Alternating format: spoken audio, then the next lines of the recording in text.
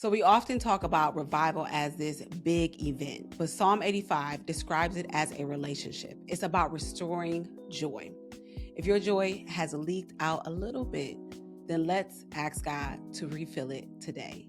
Hey there, family. It's Rachel here, and we are journeying through the book of Psalms. And today we are reading Psalm chapter 85.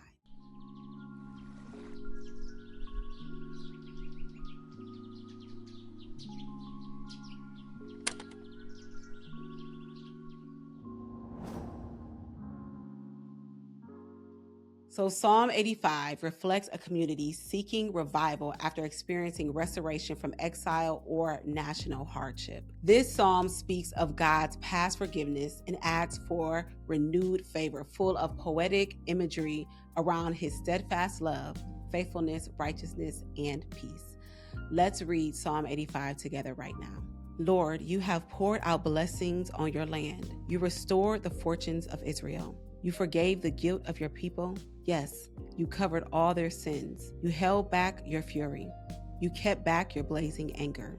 Now restore us again, O God of our salvation. Put aside your anger against us once more. Will you be angry with us always? Will you prolong your wrath to all generations? Won't you revive us again, so your people can rejoice in you? Show us your unfailing love, O Lord, and grant us your salvation. I listen carefully to what God the Lord is saying, for he speaks peace to his faithful people. But let them not return to their foolish ways. Surely his salvation is near to those who fear him, so our land will be filled with his glory. Unfailing love and truth have met together. Righteousness and peace have kissed. Truth springs up from the earth, and righteousness smiles down from heaven. Yes, the Lord pours down his blessings. Our land will yield its bountiful harvest. Righteousness goes as a herald before him, preparing the way for his steps. So this psalm was written by the descendants of Kora, and I love how they focus in on the word righteous and righteousness.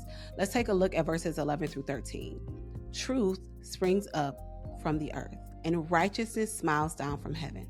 Yes, the Lord pours down his blessings. Our land will yield its bountiful harvest. Righteousness goes as a herald before him, preparing the way for his steps. So when we choose to live in truth and righteousness, it paves a way for us in our lives. This is a reminder for us that we do not want to live a life that is not a life of truth and honesty, righteousness and holiness. All of those go together. They're like cousins, right? They all hang out together. When you're walking in truth, then you're walking in honesty. When you're walking in righteousness, you are walking in all of the same spaces and live in a way that models Christ. And so righteousness is something that should always be at the forefront of our mind. And the decisions that we make is righteousness leading. And the responses that we have to someone, are we living and responding in a way that exemplifies the righteousness of God? When we say yes to things and no to things, righteousness is the pathway that is going to lead us to truth and lead us to being who God called us to be. All right? So now you know what time it is. It is time for our daily seed. This language captures a key biblical tension, how divine justice and mercy can coexist. Prophets like Isaiah and later theological reflections wrestle with this balance, showing that restoration involves both moral renewal and relational reconciliation.